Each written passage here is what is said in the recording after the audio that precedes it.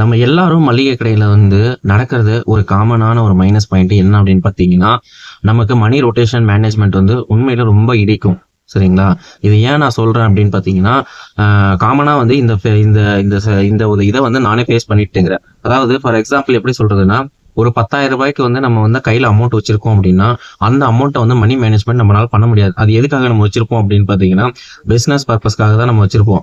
அந்த பிசினஸ் பர்பஸ்க்காக நம்ம 10,000 ரூபாவை நம்ம எடுக்கும்போது வந்து பார்த்தீங்கன்னா, சப்போஸ் ஏஜென்சியோ இல்ல அடுத்த நாள் நம்ம பஜார்ல ஹோல்சேல்ல எங்கன்னா வாங்குறோம் அப்படின்னாலும் அந்த 10,000க்குள்ள நம்ம பில்லு போடுறது வந்து 11,000 ரூபாயா வந்து நிற்கும். ஏன் அப்படின்னு பார்த்தீங்கன்னா, அது உங்களுடைய தப்பு கிடையாது. சரிங்களா? நல்லா புரிஞ்சுக்கோங்க. உங்களுக்கு அப்போ மணி மேனேஜ்மெண்ட் பண்ண தெரியல அப்படின்லாம் கிடையாது. காமனா எல்லாருமே நினைக்கிறது என்னன்னா, இன்னைக்கு இருக்கிற விலைவாசி தான் நாளைக்கும் இருக்கும் அப்படின்றத நினைக்கிறாங்க. பட் அது வந்து தவறு. அதாவது என்னன்னா, இப்போ உங்களுடைய 10,000 ரூபாய்க்குள்ள நீங்க வந்து சரக்கு பொருள் போடுறீங்க அப்படின்னா, இன்னைக்கு இருக்கிற மாதிரியே விலைவாசி இருக்காது. சிகரெட் விலைங்க நாளுக்கு நாள் ஏறிட்டு இருக்கு. அரிசி பருப்பு எல்லாமே நாளுக்கு நாள் ஏறிட்டு தான் இருக்கு. அப்போ ரொட்டேஷனுக்குன்னு பார்க்கும்போது வந்து நமக்கு வந்து அமௌண்ட் வந்து இடிக்க தான் செய்யும். ஸோ அப்போ வந்து இதுக்கு எப்படி நம்ம மேனேஜ்மெண்ட் பண்ணி எடுத்து வைக்கிறது அப்படின்னா, எனக்கு தெரிஞ்ச மாதிரி நான் சொல்றேன் நானு. ஃபர்ஸ்ட் ஆஃப் ஆல் வந்து பார்த்தீங்கன்னா, ஸ்டாக்ஸை வந்து எதில் அதிக பண்ணணுமோ அதில் அதிக பண்ணிக்கோங்க. ஃபார் எக்ஸாம்பிள் வந்து பார்த்தீங்கன்னா, சோப்பு, இந்த ரொம்ப லாங் டேர்மா எக்ஸ்பீரியா இருக்கிறதெல்லாம் இந்த சோப்பு தூள், உடம்புக்கு போடுற சோப்பு தூள், அதுக்கப்புறம் வந்து பார்த்தீங்கன்னா இந்த மேகி நூடுல்ஸ் பேக்கெட்டு, அதுக்கப்புறம் மசாலா ஐட்டம்ஸ், இதெல்லாம் வந்து கொஞ்சம் long terms expiry date.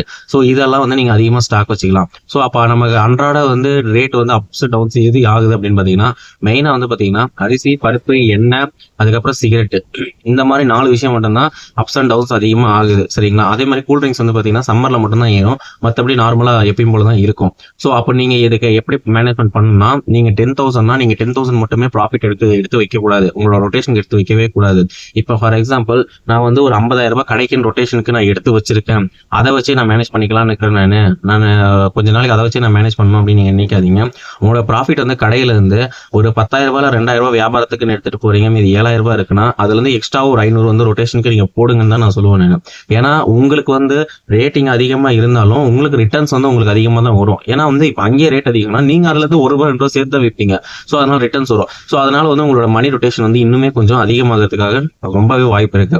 So அதனால நான் என்ன சொல்ல வரேன்னா, நீங்க ரொட்டேஷனுக்கு நம்ம 10,000 வச்சீங்கன்னா அது நாளுக்கு நாளோ இல்லை ஒரு நாள் விட்டு ஒரு நாளோ அதை வந்து 500 ஆக்குங்க, எக்ஸ்ட்ரா ஆக்கிக்கோங்கன்றதை நான் சொல்றேன். முடிஞ்ச அளவுக்கு நான் என்ன சொல்றேன்னா, எனக்கு தெரிஞ்ச ஒரு பெஸ்ட் ஐடியா இதை தான் நான் என் கடையில பண்ணிட்டு இருக்கிறேன். அதை வந்து நான் உங்களுக்கு ஷேர் பண்றேன். அதாவது எப்படின்னா, ஸ்டாக்ஸ் வந்து அதிகமாக வச்சுக்கோங்கன்றதை நான் சொல்லுவேன் நான். அதாவது நீங்க மணி ரொட்டேஷன் எதுக்காக வச்சுக்கணும் அப்படின்னு பார்த்தீங்கன்னா, சிகரெட்டு, அதுக்கப்புறம் அரிசி, பருப்பு, ஆயில், இந்த மாதிரி ஐட்டம்ஸ் மட்டும் தான் நீங்க வந்து ரொட்டேஷனுக்கு வச்சுக்கணும். சரிங்களா? மற்றபடி நீங்க எல்லாமே ஸ்டாக்ஸ் வச்சுக்கலாம் நீங்க.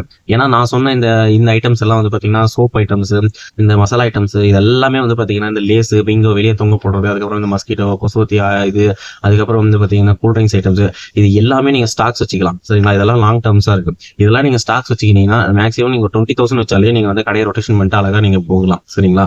ஸோ மெயினா ஸ்டாக் தான் ரொம்ப முக்கியம். சரிங்களா? அந்த ஸ்டாக்ஸ் வந்து நீங்க கம்மியா வச்சிருந்தீங்க அப்படின்னா உங்களால வந்து மணி மேனேஜ்மெண்ட் பண்ண முடியாது, ரொட்டேஷன் உங்களால பண்ண முடியாது. ஸோ உங்களோட என்ன சொல்றது, உங்க நீடுக்கு நீங்க வேற எதனா ஒரு சோர்ஸ் தான் நீங்க தேடி நீங்க அதுல இருந்து அமௌண்ட் எடுத்தா நீங்க பண்ற மாதிரி இருக்கும். அப்படி பண்றது பேர் வந்து பிசினஸே கிடையாது. ஸோ மளிகை கடை பிசினஸ்ன்றது சிம்பிளா ஸ்மூத்தா பண்ணணும்னா நான் சொல்றதுதான். நீங்க இந்த பிசினஸ்னாலுமே ஓப்பன் டாக்கா சொல்லுங்க, எக்ஸ்பிரி லாங் டேர்மா இருக்கிறது எல்லாமே நீங்க ஸ்டாக் அதிகமா வச்சா மட்டும்தான் உங்களால வந்து இது பண்ண முடியும். ஏன் அப்படி சொல்றேன்னா, இப்போ வந்து நீங்க ஒரு 10,000 ரூபாய்க்கு ஒரு பொருள் வாங்குறீங்க அப்படின்னா உங்க ஹோல்சேல் கடையில வந்து இது ஒரு புதுசா ஒரு ப்ராடக்ட் வந்திருக்கு, இதை உங்க கடையில வச்சு பாருங்க அப்படின்னு சொல்லுவாங்க. ஏன்னா இப்போ பக்கத்து கடையில நிறைய பக்கத்து அக்கம் பக்கம் இருக்க எல்லா கடையிலும் வைப்பாங்க. அப்போ உங்க கடையில வையுங்க அப்படின்னு சொல்லுவோம். அப்போ அதுக்கு போகும்போது தனியா ஒரு இன்வெஸ்ட்மெண்ட் ஆகும். நீங்க 10,000ன்றது அது ஒரு 1,000 ரூபாய் எக்ஸ்ட்ரா வரும். 11,000 ரூபாய் இன்வெஸ்ட்மெண்ட் ஆகும். அப்போ என்ன பண்ணுவீங்க? ஸோ இன்வெஸ்ட்மெண்ட் வந்து டே பை டே இன்க்ரீஸ் ஆயிட்டு தான் இருக்கும். சரிங்களா? ஸோ அந்த இன்வெஸ்ட்மெண்ட்டுக்கு ரொட்டேஷனுக்கும் நம்ம டே பை டே நம்ம எல்லாமே எடுத்து வச்சு தான் ரொட்டேஷன் பண்ணணும் அப்படின்றத நான் சொல்றேன். ஸோ இதுல ப்ராஃபிட்டை வந்து நீங்க குறைக்கணுமா அப்படின்னு கேட்டா ப்ராஃபிட்டை குறைக்கவே தேவையில்லை. ஏன்னா நீங்க அங்க புதுசாக ப்ராடக்ட் போகும்போது அதுல இருந்து ஒரு ப்ராஃபிட் வருது. அப்புறம் டே பை டே இன்க்ரீஸ் ஆகும். உங்களுக்கும் அந்த ப்ராஃபிட் தான் உங்களுக்கு சேம் வரப்போகுது. பட் நான் என்ன சொல்றேன்னா, ரொட்டேஷனுக்கு மட்டும் எப்பவுமே அதிகமாக வச்சுக்கோங்க. 90% வந்து ரொட்டேஷனுக்கு எடுத்து வைங்க, ப்ராஃபிட் வந்து கம்மி பண்ணுங்கன்னு தான் சொல்லுவாங்க. ப்ராஃபிட் வந்து உங்க ப்ராஃபிட் வந்து ஒரு 2000ல இருந்து 1500 வரையும் நீங்க எடுத்துட்டு போற மாதிரி வச்சுக்கணும். சரிங்களா? 90% நீங்க ரொட்டேஷன் தான் எடுத்து வைக்கணும். ப்ராஃபிட்ன்றது 10% தான் நீங்க எடுத்து வைக்கணும். அப்பதான் உங்களோட பிசினஸ் வந்து நீங்க பீக்ல கரெக்டா கொண்டு போக முடியும்.